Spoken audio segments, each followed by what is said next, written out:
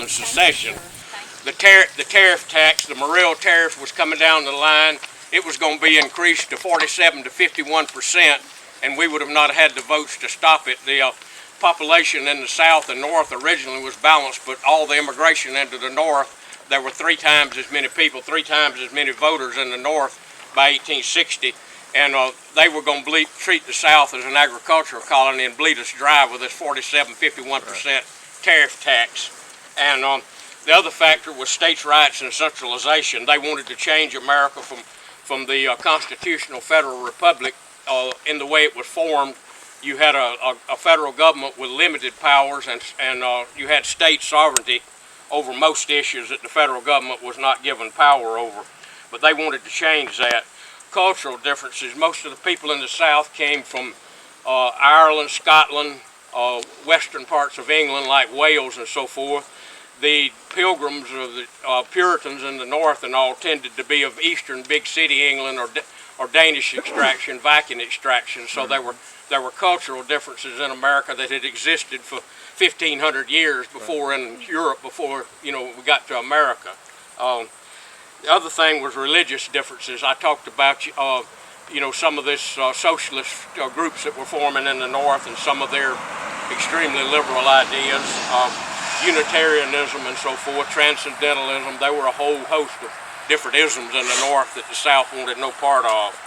Control of western territories like Kansas and Nebraska. New England outfitted John Brown and sent him out there, and he murdered Southerners, that were not even slave owners. The South was made to feel very unwelcome in these new territories because New England wanted to control America and, to keep control of all the new territories. The South's resources, our timber, coal, cotton, and so forth, they wanted that for pennies on the dollar. In Reconstruction that we're fixing to move into, they got it. The slander of the South by Northern newspapers. It was the North, that was New England, that was responsible for the development of slavery in America pretty much. Early on, the slave traders were Portuguese, Spanish, English, Dutch, and French. When America got into it, it was first Massachusetts, Connecticut, Rhode Island, New Hampshire, New York. That's who had the slave ships that brought them to America, got rich off of it, and then they told us we were immoral for having them. But the great English writer Charles Dickens pretty well summed it up in one sentence. The Northern onslaught against Southern slavery is a specious piece of humbug designed to mask their desire for the economic control of the Southern states. Aggression after the first 7 states down here seceded from the Union, Lincoln called it a rebellion, and he asked for 75,000 troops to invade the South. Well, North Carolina and Virginia and all were not going to allow him to march federal troops through their state to attack South Carolina. So Lincoln's aggression is what caused all the remainder of the other states and so forth. Slavery was an issue. It was already a dying institution in the South. I have done a lot of research checking people's ancestry to join SCV. But between 1850 and 60, you find a lot of families that had freed slaves, and it was already taking place. It was just a matter of time before it would have died on its own. But most Northerners had no interest in the welfare of black Southerners or whatever, but there were some radicals and fanatics in the North and all.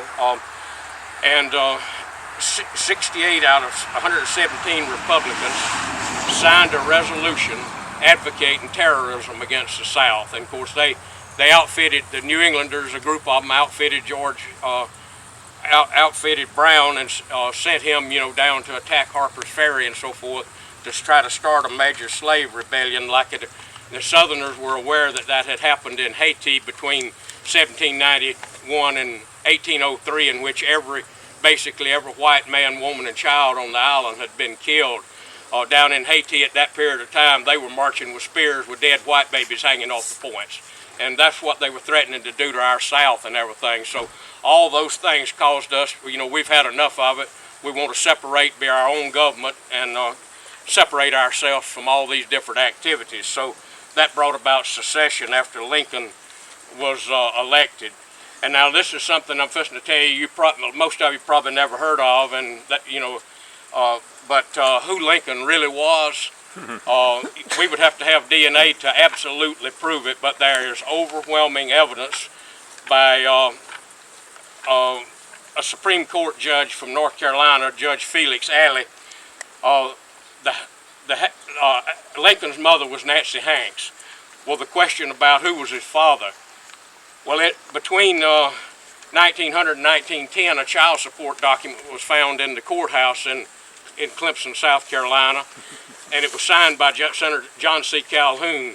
He had came home as a new lawyer, and he had business back and forth, and there was a tavern in Creightonville, and there was a young lady named Nancy Hanks that worked there.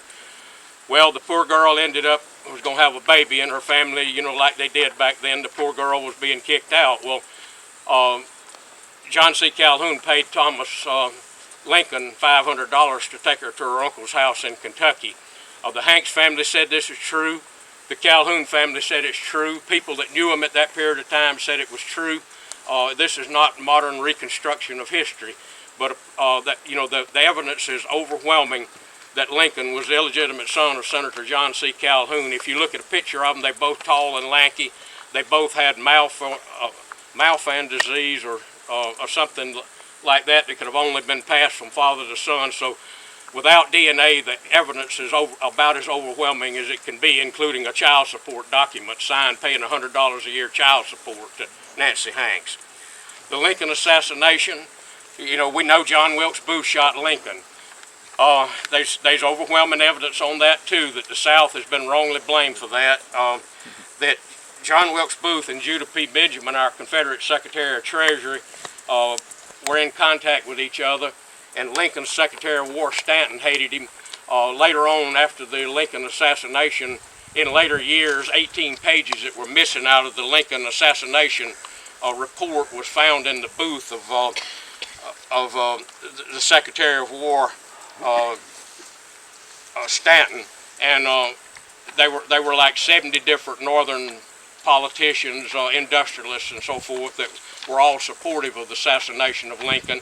They wanted him out of the way, because what we're first to talk about, Reconstruction, Lincoln was going to be easier on the South and all in Reconstruction, rejoining the Union and so forth, and they wanted him out of the way to do what they ended up doing to us. The Gettysburg Address, some of you may know about a man named H.L. Mencken. He was a famous editorialist, a journalist, a newspaper editor, and so forth in Baltimore, Maryland.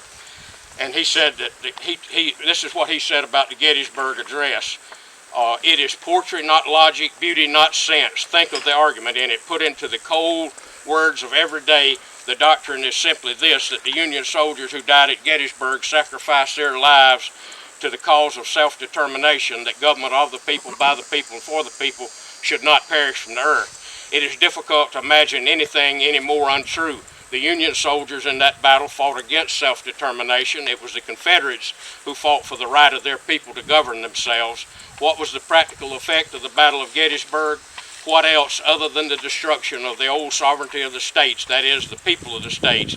The Confederates went into battle free. They came out with their freedom subject to the supervision and veto of the rest of the country, and for nearly 20 years that veto was so effective that Southerners scarcely enjoyed more liberty in the political sense than so many convicts in the penitentiary. It did not usher in a new birth of freedom. It did quite the opposite. It consolidated federal power, neutered the 9th and 10th Amendments to the Bill of Rights, and gave birth to the fascist system and imperial presidency under which we now suffer. Mencken wrote this back in 1920. And as far as the idea that that secession was illegal, Salmon Chase, that was the Chief Justice of the United States Supreme Court in 1865 and in 1867, had this to say about it. Should you persist in your endeavor to bring to trial any of the former Confederate representatives of that government or any of its former military personnel, charging them with treason against the United States government, that which you won on the battlefield will be lost in a court of law. And then again in 1867 he said, if you bring these leaders to trial, it will condemn the North. For by the Constitution, secession is not a rebellion. Jefferson Davis's capture was a mistake. His trial will be a greater one. We cannot convict him of treason.